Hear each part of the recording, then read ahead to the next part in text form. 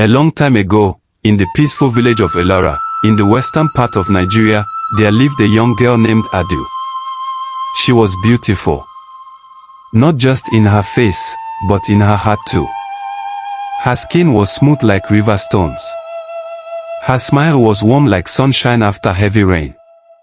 Everybody in Elora loved her, old men, young boys, market women, even animals seemed to like her.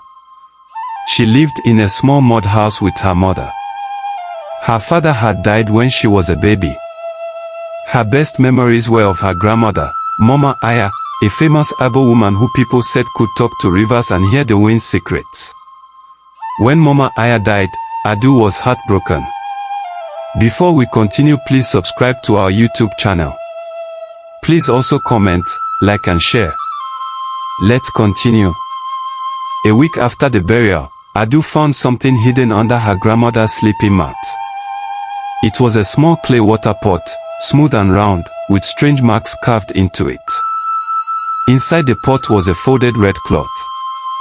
She unwrapped it. Mama Aya's voice echoed. "My Adu? This pot is not ordinary. It heals. It grants wishes. But nothing comes free. For every blessing, a sacrifice must be made. Use it with care.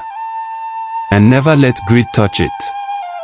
At first, Adu didn't understand. But not long after, her mother fell terribly sick. Adu used the pot, just to try. She filled it with river water, said a quiet prayer, and gave her mother a drink. By the next morning, her mother was walking and talking as if she'd never been sick. From that day, Adu became known as the girl with the healing pot. People came from other villages. A woman who had no child for 10 years drank the water and later gave birth to twins. A blind man saw again.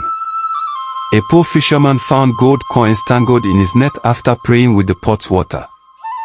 But each time Adu used the pot, she paid a price. Sometimes, she lost her strength for days. Other times, she lost memories, or her body felt cold and empty. One day, after healing a dying child, Adu fell and slept for 3 full days. Still, she helped everyone. She never asked for money. Just a simple thank you was enough for her. But there was someone who was not happy. Princess Oak, the king's only daughter, was known for her beauty. She wore the finest wrappers, gold earrings, and beads as red as fire. People used to sing her praises in the market. But ever since Adu started healing people, no one looked Oke's way anymore. Even the men Princess Oak liked were now chasing Adu. She watched from a palace window as villagers sang Adu's name. Adu, water of hope, the smile of the gods. Oke's heart burned with jealousy. Who is she? She snapped. A common girl with a dirty pot. One day, she called her maid, Afia. "I want that pot," she said. "Bring it to me. I don't care how." Afia, who feared her princess more than she feared death, nodded and left. The next morning, Afia went to Adu, pretending to have a sick brother. Adu, as usual, agreed to help. As she turned to prepare the pot, Afia secretly poured sleeping herbs into Adu's pap. Minutes after drinking it, Adu fell unconscious. Afia snatched the pot and rushed back to the palace. When Oak saw it, she laughed. "Now, I will be the one they sing about." That night, Oak poured water into the pot and wished for her beauty to double. She looked in the mirror and screamed. Her face had grown 3 times bigger and was covered in boils. "No. This is not what I asked for." She wished again, for love from all men. But the guards ran away, calling her a demon, a witch, a curse. In fear, she threw the pot against the wall. It didn't break. Instead, black smoke rose from it and filled the room. The pot began to hum like a deep drum. Back in Adu's hut, she woke up sweating and weak. She felt pain in her chest and knew something had happened.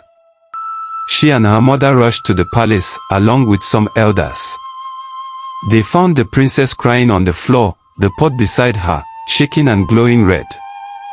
"What is happening here?" the king demanded, stepping into the room. Oak confessed everything. "I took the pot. I only wanted people to like me like they like Adu. I didn't mean for this to happen." The pot cracked. A voice came out of it, Mama Aya's voice. "My Adu, the pot was never for greed. It was meant for giving, not taking. Now it must rest." The pot turned to dust in Adu's hands. "But, how will I help people now?" she cried. The king, deeply ashamed, stepped forward. "You have shown more wisdom and kindness than anyone in this land. From today, you shall be our royal healer. The palace is yours. And my daughter will serve you for 1 year." Oak bowed her head in silence. Months passed. Oak kept her word. She worked with Adu, sweeping, serving food, and watching closely. Slowly, she changed. She became softer, kinder. She began helping people too, not with magic, but with listening, with care. Adu's fame spread far beyond Elora. But she didn't care about fame. She was happy healing people with her hands, which now glowed softly whenever she touched the sick. Then one night, as the moon rose, a strange man came to Elora. He wore a long dark robe and walked with a staff.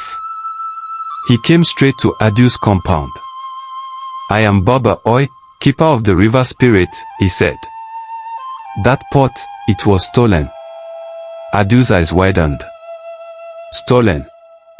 "Yes," he nodded. "It was meant to belong to someone else. The spirit of the river gave it to your grandmother as a loan, but she broke the rule by passing it down." Adu felt cold. "But I didn't know." "You used it well," the old man said. "But the river still wants payment." "Payment?" Adu's voice shook. He pointed to the ground. Cracks appeared under her feet. Oak ran to her and held her hand. "Take me instead," Oak cried. "She doesn't deserve this." The old man raised his staff. "You cannot change fate." Suddenly, a strong wind blew. The ground shook. Everyone in the village came out in fear. Then, Mama Aya's voice echoed again, this time from the wind. "No, river spirit. This girl has already paid. Her body. Her soul. Her sacrifice is complete." The wind stopped. The old man lowered his staff and vanished. Everything went still. From that day on, the land of Elora became more fertile than ever. Crops grew tall. Rivers ran clear. People were healthy. But Adu's powers faded. She could no longer heal with her touch. Still, no one stopped coming to her. Because now, her words healed. Her presence gave peace. She was no longer the girl with the magic pot, but something greater. She had become the spirit of kindness itself. Years later, when Adu passed on peacefully, the villagers built a shrine in her name, not for worship, but as a reminder. A reminder that true power is not in pots or charms, but in a heart that gives. And every time the river flows quietly through Elora, people say it's Adu's spirit, still watching, still smiling.